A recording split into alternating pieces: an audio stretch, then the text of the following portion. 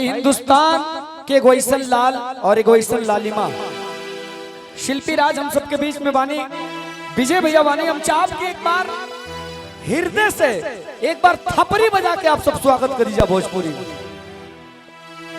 अरे अपने हिंदुस्तान की बेटियां किसी से कम नहीं। कौन कहता है कि भारतीय नारी अबला होती है?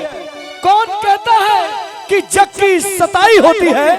अरे वो कभी मीरा जैसे प्रेम की दीवानी, कभी राधा तो कभी सीता माई होती है। ये बेटियां होती हैं। आइए सीधे सीधे मंच और माइक भोजपुरी जगत के एक शेर और एक शेरनी को मैं आमंत्रित कर रहा हूं। एक जोरदार तालियां बजा के स्वागत करें आप सबके बीच शिल्पी राज, विजय चौहान और पल्लवी सिंह।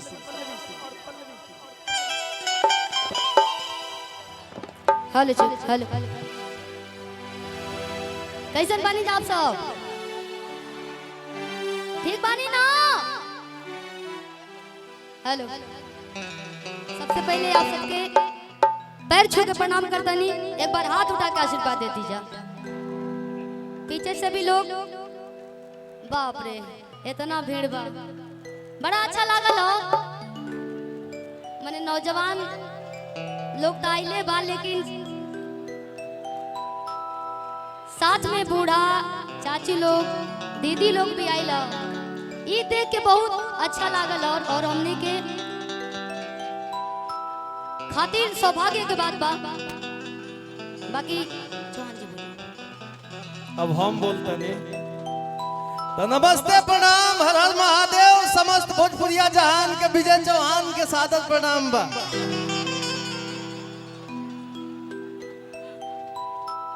आतना भीड़ बड़ा ढेर दिन के बाद देखे के मिलल बा। आई भीड़ होई का है ना? हम आवते आवते ये कहनी के बलिया के लोग बड़ा लहरी होला। आई कहे के नहीं के, बतावे के नहीं के, हाय भीड़े बता कहलो गइल बा वीरों की धरती, जवानों का देश, बागी बलिया उत्तर प्रदेश।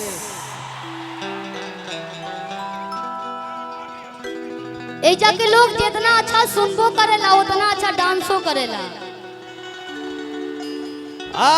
हम कहत रहनी कि भीड़ होई का है ना? एह मंच पे हमनी के आमंत्रित कइल गइल बा जन जन के बीच रहे वाला, सबके हाल चाल जाने पूछे वाला, समाज के बेटा उमा शंकर भैया के द्वारा राघवेंद्र भैया हमनी के दिल्ली से पकड़ के ले आइल बनी जा कि चली लो रहुआ। और विशेष धन्यवाद उमा शंकर भैया के छोट ब्रदर, भाई, भ्राता रमेश भैया। हमनी के ज्यादा समय ना ले जाई। एह मंच पे बहुत अच्छा कलाकार आइल बने, जैसे बड़ भैया भोजपुरी के ट्रेंडिंग स्टार कहे जाए वाला बड़ भैया खेसारी लाल यादव जी, अंकुश राजा जी, काजल राघवानी जी, तमाम भोजपुरी के सितारा लोग आइल बा। तो हमनियों के तरफ से दो चार गो गीत से सेवा रही। अगर गावत बजावत घड़ी कोनो गलती या त्रुटि हो जाओ तो ओकरा के अपना आनंद में खेलत देबो। छोड़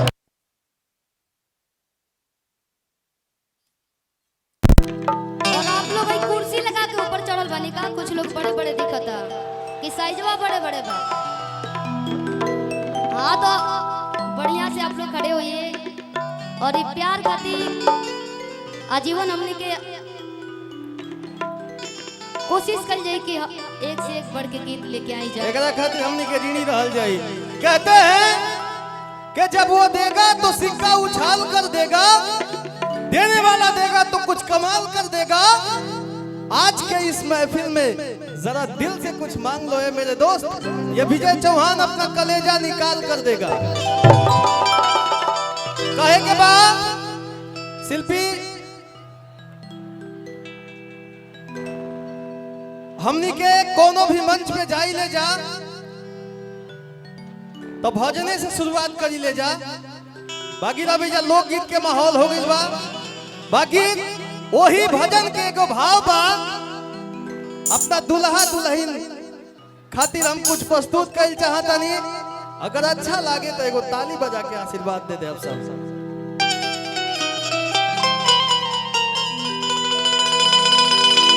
और ऐसे पहले हम भैया ई हाँ एगो और कम कर दे, डी शार्प कर दे। आइए और सुध बेसुध सीता लुभा गई है रघुबर छवि देखी। शिल्पी ई गीत दुल्हा दुल्हन खातिर हमरा तरफ से समर्पित बा। और सुध बेसुध सीता लुभा गई है रघुबर छवि कि सुध बेसुध सीता लुभा गई है रघुबर छवि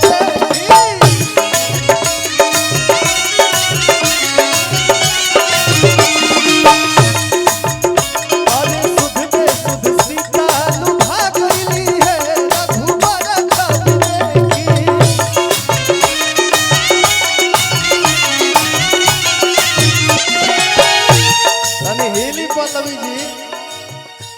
और प्रीत